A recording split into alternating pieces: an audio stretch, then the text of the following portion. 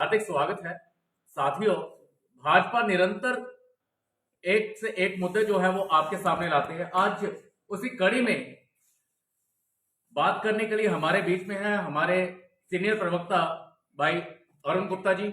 उनके साथ में है बड़ी बहन प्रवक्ता रजनी सेठी जी। अब मैं गुजारिश करूंगा भाई अरुण गुप्ता जी से कि वो अपनी बात आपके सामने रखें। धन्यवाद डॉक्टर प्रदीप जी और मेरे साथ बैठी हुई रजनी जी का बहुत बहुत आपका भी, जो जितने यहाँ पे हमारे मीडिया के सब लोग हमारे साथी हैं, बहुत बहुत आपका स्वागत, अभिनंदन। हम आज जिस विषय पे बात करने वाले हैं वो 2025 का जो बजट अभी पेश हुआ है उसके ऊपर हम बात करने वाले हैं। आंकड़े तो आपने 2 दिन से काफ़ी देखे, रोज़ आप देख रहे हैं उनको आंकड़ों को। मैं आंकड़ों की ज़्यादा बात नहीं करूँगा, मैं एक मूल मुद्दे की बात करूँगा कि जो बजट बनाए जाते हैं, बजट बनाने में क्या क्या रचना रहती है सरकार की। सरकार ये बजट जो बनाती है उसके पीछे क्या मूल उद्देश्य क्या रहता है और उस मूल उद्देश्य को अचीव करने के लिए सरकार जो है वो कितनी मेहनत करती है उसको वहाँ तक पहुँचने के लिए।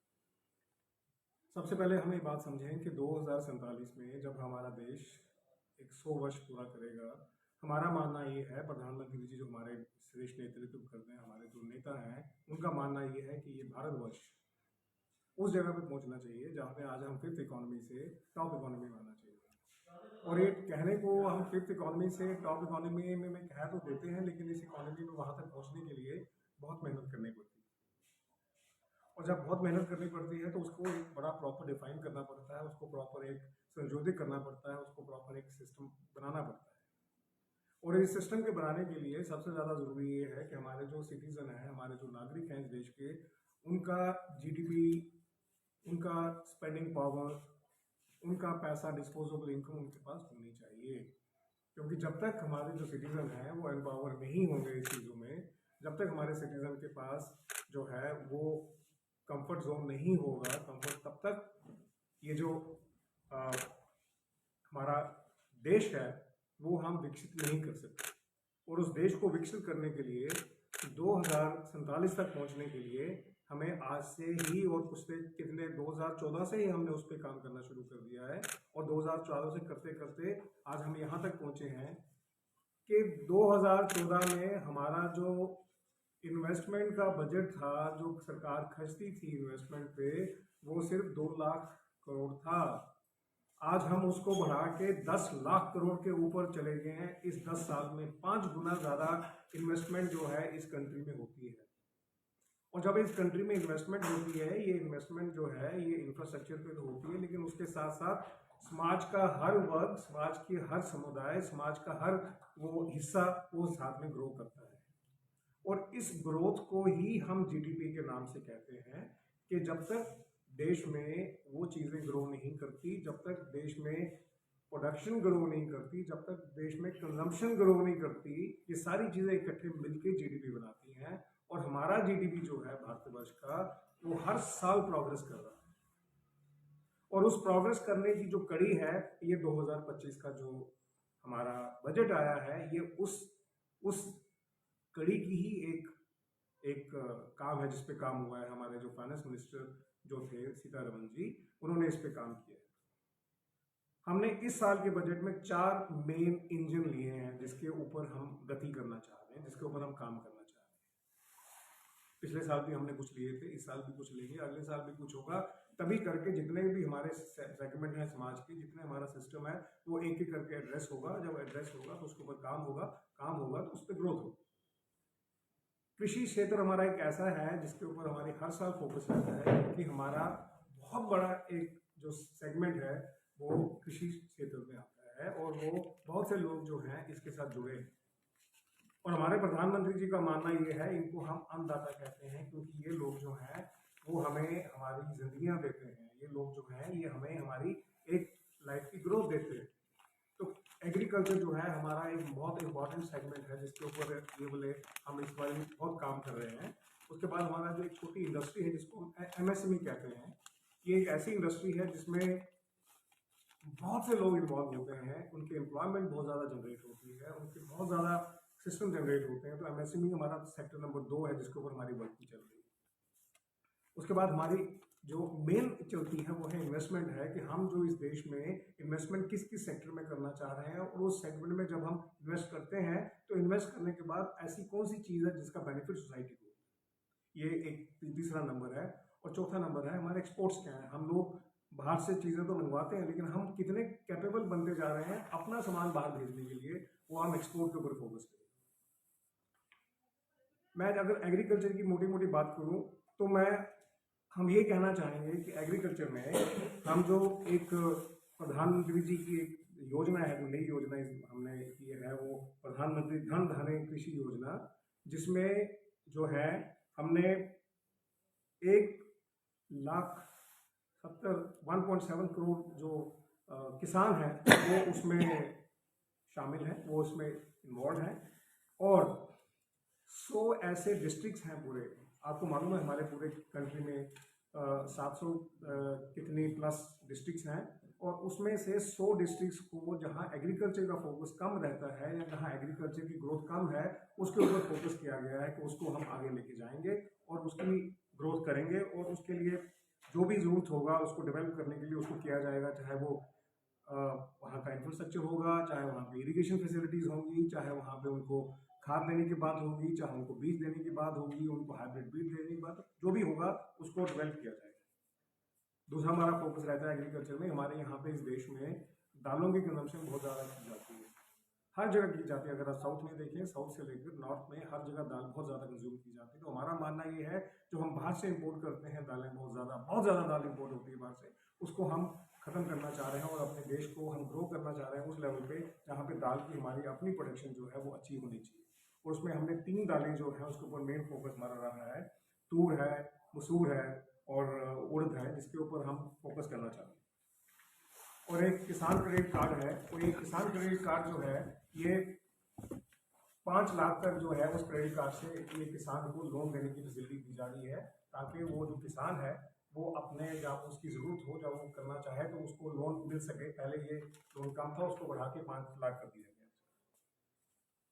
एग्रीकल्चर के बाद जब मैं एमएसएमई की बात करूं, मीडियम एंड स्मॉल एंटरप्राइज की बात करूं, तो उसमें जो एक लोन दिया जाता था, एक मीडियम इसको एंटरप्राइज को, एक स्मॉल एंटरप्राइज को दिया जाता था, 5 करोड़ का लोन दिया जाता था, उसको बढ़ा के 10 करोड़ तक कर दिया गया।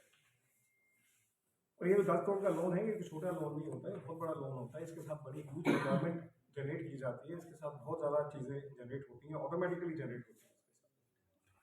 हमारा फोकस लेदर इंडस्ट्री पे बहुत ज़्यादा रहेगा, हमारा फोकस टॉय इंडस्ट्री पे बहुत ज़्यादा रहेगा, हमारा फोकस जो है टेक्सटाइल इंडस्ट्री पे बहुत ज़्यादा रहेगा, हमारा फोकस जो है आर्टिफिशियल इंटेलिजेंस में जो एक्सीलेंस सेंटर बनाने की बात हो रही है उसके, क्योंकि आज पूरे विश्व में एआई के ऊपर बहुत ज़्यादा चर्चा हो रही है और इसके ऊपर ह्यूज इन्वेस्टमेंट हो रही है। हमारा मानना यह है कि अगर भारतवर्ष को डिजिटल कॉन्सेप्ट में पूरा ग्रो करना है, अगर भारतवर्ष को आगे बढ़ना है, तो आपके पास जो एक्सीलेंस सेंटर है इसका, एआई का, आर्टिफिशियल इंटेलिजेंस का, उसके ऊपर आपका कंट्रोल होना बहुत ज़रूरी है। अगर आपका उस पर कंट्रोल नहीं है तो आप जो है अपनी चीज़ें अपने हिसाब से, अपने देश की रिक्वायरमेंट के हिसाब से आगे नहीं चला सकते, तो आपको एआई पे बड़ा फोकस करना पड़ेगा।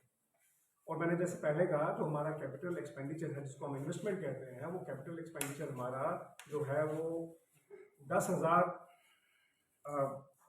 पहले जो कैपिटल एक्सपेंडिचर हमारा था वो 2 लाख करोड़ था, आज हम 10 लाख करोड़ से ऊपर की बात कर रहे हैं।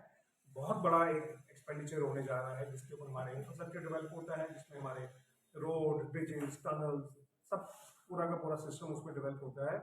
और इसके साथ साथ जो नीचे सेक्टर डेवलप होता है, एंसिलरी सेक्टर जिसको कहते हैं, या वो सेक्टर जिसको इसकी डायरेक्ट एम्प्लॉयमेंट, इनडायरेक्ट एम्प्लॉयमेंट मिलती है, वो बहुत ज़्यादा ह्यूज होता है। देखिए आप, बड़ी छोटी सी बात है कि अगर 1 रुपया खर्च किया जाता है, वो 1 रुपये में आप उसमें सीमेंट लेंगे, लोहा लेंगे, उसमें आप बजरी लेंगे, उसमें आप कुछ भी लेंगे, वो जाएगा तो सिस्टम में ही।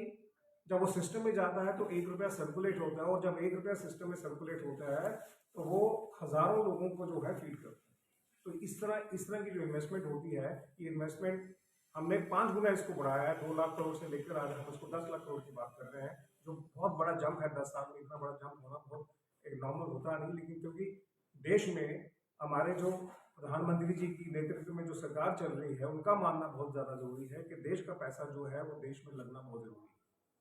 उसके बाद हमने मेडिकल इंफ्रास्ट्रक्चर पर बहुत फोकस किया। हमारा मानना ये है कि मेडिकल कॉलेजेस जो हैं, नर्सिंग कॉलेजेस जो हैं, या बाकी जो सिस्टम है वो इंक्रीज करना चाहिए, क्योंकि देश में आज भी डॉक्टर्स की बहुत कमी है, आज भी जो पैरामेडिकल स्टाफ है उसकी बहुत कमी है। अगर आप डिस्ट्रिक्ट हॉस्पिटल्स के लेवल पे भी देखें, बहुत ज़्यादा कमी है।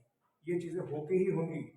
आज हम जो चीज़ जिसका हम आज आह्वान करते हैं, जिस चीज़ के बारे में आज हम बात करते हैं, ये ऐसा नहीं कि इसका बेनिफिट इमीडिएटली होना शुरू हो जाता है, इसमें टाइम लगता है।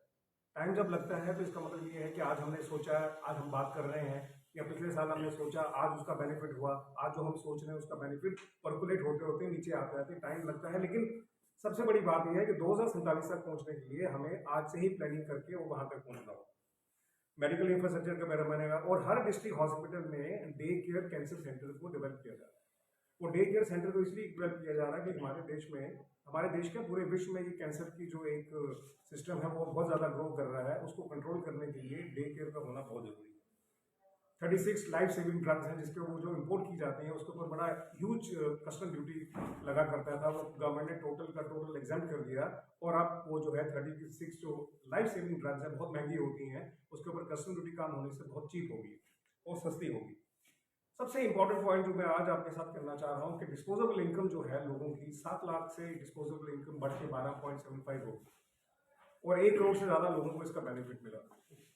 जब इतनी ज़्यादा डिस्पोजेबल इनकम बढ़ जाती है तो वो डिस्पोजेबल इनकम से क्या होता है? डिस्पोजेबल इनकम से आपकी कंजम्पशन बढ़ती है, कंजम्पशन से आपकी प्रोडक्शन बढ़ती है, प्रोडक्शन से आपका ओवरऑल ग्रोथ बढ़ती है। तो इसी तरह इसी कॉन्सेप्ट को जीडीपी कॉन्सेप्ट कहते हैं, इसी तरह जीडीपी बढ़ती है और इसी तरह चीज़ें आगे चलती हैं। हमारा युवा पे बहुत फोकस रहता है कि हमारा जो युवा है वो बिल्कुल प्रॉपर इस पे काम करना चाहिए, और युवा की ग्रोथ के लिए हम जो है पूरी तरह से इस पे काम करते हैं। युवा ग्रो करना चाहिए। और देखिए जर्मनी में क्या होता है कि 95% पॉपुलेशन जो है वो उसके स्किल में रहती है। हमारा युवा भी जो है वो स्किल में डेवलप होना चाहिए। IIT जो है वो 65,000 जो हमारी वहाँ वैकेंसीज थी उसको बढ़ा के 1,35,000 कर दिया गया। न्यूक्लियर एनर्जी की जब हम बात करें तो न्यूक्लियर एनर्जी फर्स्ट टाइम ऐसा हो रहा है, न्यूक्लियर एनर्जी में किसी भी देश में ऐसा बहुत कम हुआ है कि प्राइवेट सेक्टर को इन्वॉल्व करने की बात की जाए। और जब आप प्राइवेट सेक्टर को इन्वॉल्व करने की बात करते हैं तो इसके हम न्यूक्लियर एनर्जी, हमारा मानना ये है, उससे हम पावर जनरेशन की जब बात कर रहे हैं तो 100 गीगाबाइट्स की बात कर रहे हैं, जो वॉट की बात कर रहे हैं, जो बहुत बड़ी पावर होती है, उसके ऊपर हम काम करने की कोशिश कर रहे हैं।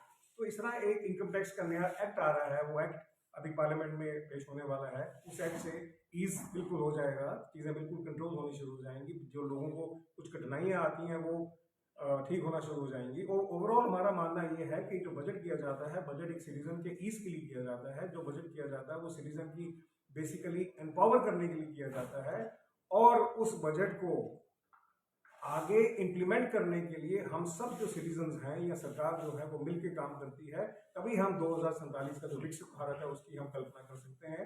2047 का जो हमारा एक संकल्प है हम उसकी बात कर सकते हैं। और हमारा मानना ये है कि इसको अचीव करने के लिए हम सबको मिलकर काम करना होगा। मेरे साथ रजनी जी हैं, रजनी जी अपना पक्ष रखिए। धन्यवाद जी। महिलाओं का अहम योगदान। मोदी जी की सरकार ने बता दिया कि महिलाओं के बगैर देश उन्नति नहीं कर सकता, देश विकसित भारत नहीं बन सकता। बजट की बात अरुण जी ने पूरी डिटेल में आपसे कर ली, तो महिलाओं से रिलेटेड भी कुछ पॉइंट्स उन्होंने रखे हैं जिनकी बात मैं करना चाहूंगी। महिलाएं 2014 के बाद से मोदी जी के कार्यकाल में समझ रही हैं कि वो समाज का बराबरी का हिस्सा है। ये हम सब जानते हैं कि 50% जो है वो महिलाएं हैं हमारे समाज की। हमारी समाज की तरक्की तभी मुमकिन है जब महिलाओं के लिए भी कुछ प्रावधान रखे जाएंगे।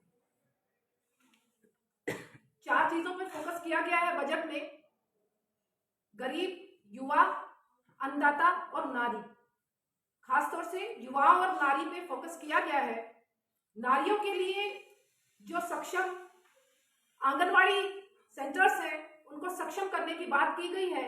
जो पोषण है 2.0, उसके तहत कहीं ना कहीं जो 1 करोड़ गर्भवती महिलाएं हैं और 20 लाख जो हमारी किशोरियां हैं, 8 करोड़ के करीब बच्चे, उनको न्यूट्रिशन चीजें दी जाएंगी, ये सरकार ने तय किया है। इससे पहले मिशन शक्ति ऑलरेडी था, उसको एम्पावर करने की बात की गई है, जिसके तहत 3,150 करोड़ ये बजट में प्रावधान रखा गया है जो अलग अलग स्कीम्स है महिलाओं को लेकर, जैसे बेटी बचाओ बेटी पढ़ाओ या वन स्टॉप सेंटर या skill building. One stop centre उन महिलाओं के लिए जहां डोमेस्टिक वायलेंस महिलाओं के साथ होती है और वो स्टॉप सेंटर में जाकर अपनी सहूलियतों को पा पाते हैं और उनको वहां पर कहीं ना कहीं लीगल बेनिफिट और लीगल मदद भी मिलती है उन महिलाओं को। मोदी जी के